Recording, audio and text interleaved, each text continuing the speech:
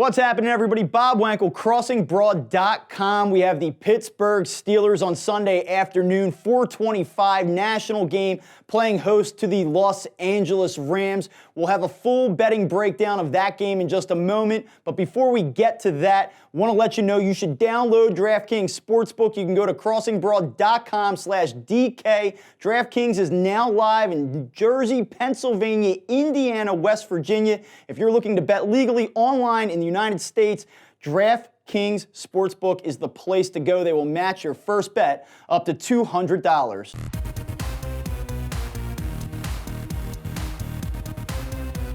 You give me a rain. All right, last week the Steelers lucky to survive in a 26-24 win over the Indianapolis Colts. Adam Vinatieri no good late in the fourth quarter, giving the Steelers their third straight win, bringing them back to 500. Now they have an opportunity to prove to everybody that they are legit. And in order to get that fourth straight win, they're going to have to knock off a very, very good Los Angeles Rams team. Will they do that? We'll get to it in a second. But before we do, let's take a look at the current odds. Rams come into Pittsburgh. They are currently a 3.5-point favorite, minus 188 on the money line. Over-under currently set at 43.5 as we talk about this game at midweek. Steelers plus 162 on the money line if you like them outright. Now, some good information here that supports a play on the Steelers. We'll start with that. Steelers are 29-2. ATS is an underdog of 3 points or more under Mike Tomlin. Steelers are a very active underdog and a historically good team to back, especially under Tomlin. You see here they're 8-3-1 ATS as a home dog under him. And then the Steelers are also 5-1-2 ATS, when a home underdog of 3 points or more. 3-1 ATS, when a home underdog of 3 points or more under Tomlin specifically. So going back over the last 15 years, last 16 years, and then Tomlin's tenure as well, Steelers are a really good underdog bet. One last note, Steelers are also 30-20 ATS overall and 16-9 ATS under Tomlin against NFC opponents. They are 10-5 ATS against NFC teams as an underdog. So a lot of good stuff here. Last point, home underdogs playing their third straight game are also 28-21-2, and I'm sorry, that's third straight game at home, but they're also only 7-11 ATS when coming off a win and 1-5 ATS when a dog of at least 3.5 points, and 0-2 ATS when on a 3-game winning streak. So here's the deal.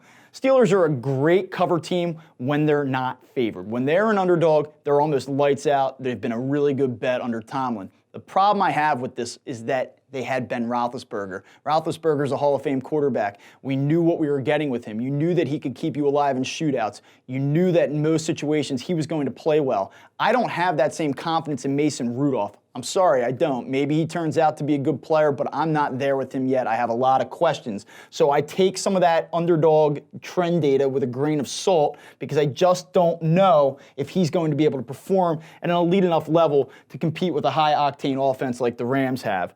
And also, if you take a look at this, this is a general trend here that I really like, jumps off the page. Not all trends that we talk about are created equal.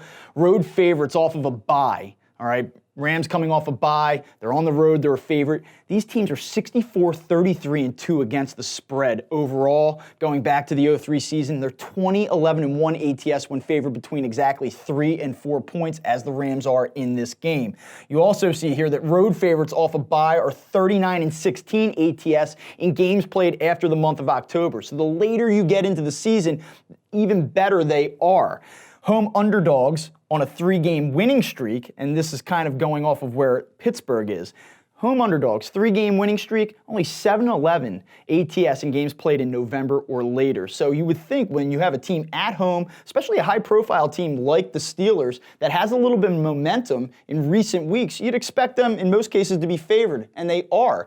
The fact that they're an underdog is pretty telling in this, and we see historically, especially later in the season, when teams with all that momentum are at home and they're still an underdog, they don't tend to cover all that frequently. And finally, the Rams under Sean McVay have been a pretty good cover team, 60%, 9-6 ATS as road favorites since McVay took over. Now, before we make our game pick, tell you where we're going with that one, though you may have a guess. Quick word here on the total. Again, set at 43.5. The under is 8-4 in non-conference games with a total set between 43 and 45 points when the road team is coming off of a bye, and that is also 3-0 during the month of November. Not an official play for us in terms of the total. We like the under just a hair in that one, but we really like the side. I'm all over the Rams in this game. I think the Steelers team has done well to win 3 games in a row. I respect the fact that after a 1-4 start, they've rallied to get to 500. I do not see that continuing on Sunday afternoon. I think that the Rams are now well rested. They're starting to gain some momentum after a 3-game losing streak of their own. And I love the Rams, and I'll lay the 3.5 points on the road Sunday afternoon at Pittsburgh. Now, if you want to get in on this game, head over to crossingbroad.com/DK, download DraftKings Sportsbook in New Jersey, in West Virginia, in Indiana, and now in Pennsylvania. So we're looking at you, Steelers fans. Make sure that you go to crossingbroad.com, get in on DraftKings Sportsbook. They'll match your first bet up to $200.